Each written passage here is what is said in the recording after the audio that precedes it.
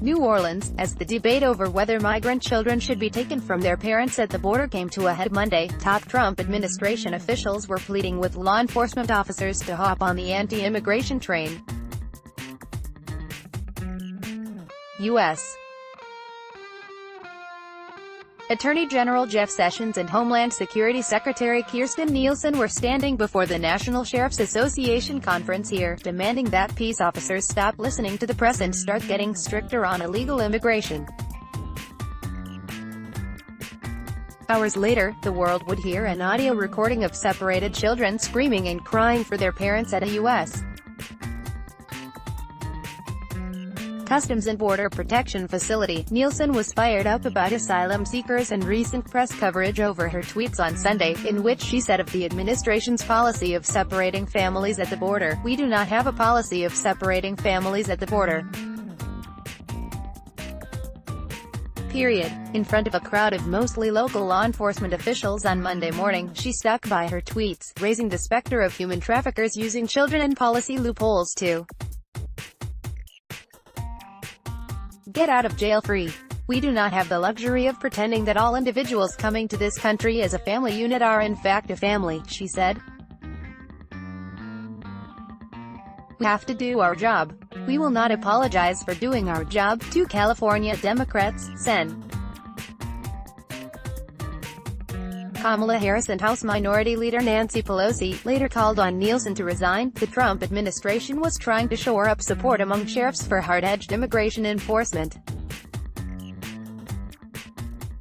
It has long been part of the president's plan to woo those elected law enforcement officials who back his immigration policy. Early last year, he invited a group of nearly a dozen sheriffs who agreed with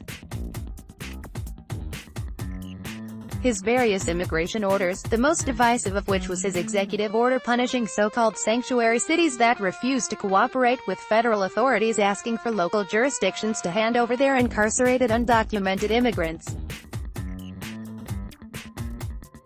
HuffPost spoke to deputies, investigators and sheriffs at the convention, some of whom wanted nothing to do with any conversation about immigration.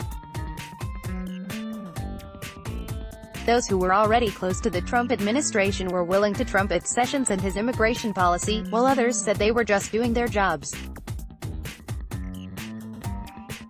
Keith Kane, sheriff of Daviess County, Kentucky, said he and Sessions don't agree on everything, but he called the Attorney General a significant partner. Kane, who was one of 380 sheriffs to sign a letter urging Congress to move forward on a Mexico border wall plan, also accepted the NSA's Sheriff of the Year award that morning.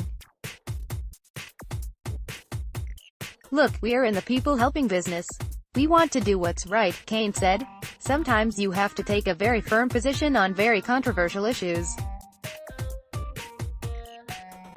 It's like that old country song, if you don't stand for something, you'll fall for anything."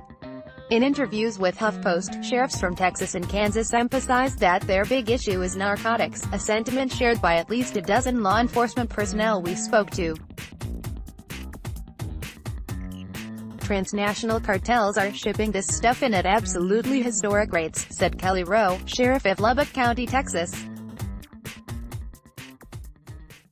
"I had a brand new K-9 officer recently hit on 40 pounds of marijuana in a vehicle. Simultaneously, another officer hits on 10 pounds of heroin in another vehicle. We're back to the late 70s and 80s in terms of the amount of narcotics people are bringing in. Their business isn't necessarily in outing undocumented immigrants to the feds.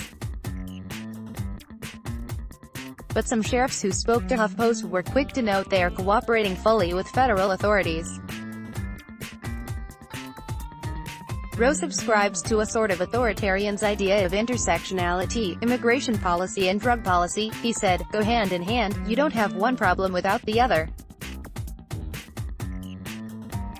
Not to delve off into the immigration debate, that's one thing, but from our perspective, having our border secure and being able to slow and impede these cartels is big, he said. "We're not here to be immigration enforcement people. We utilize ICE and Border Patrol to do their part when that stuff comes up, but those lines get blurred really quickly." Over in Kansas, Sherman County Sheriff Burton Pianalto is also more concerned with drug abuse issues in his community. Then and joining a debate on immigration. Certainly, immigration is a part of this because immigrants are often used by criminals to get drugs in. They become mules, he said. If they want the laws changed about how we enforce, the citizens can help make that change.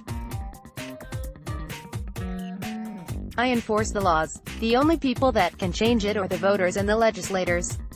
Download. Do you have information you want to share with HuffPost? Here's how.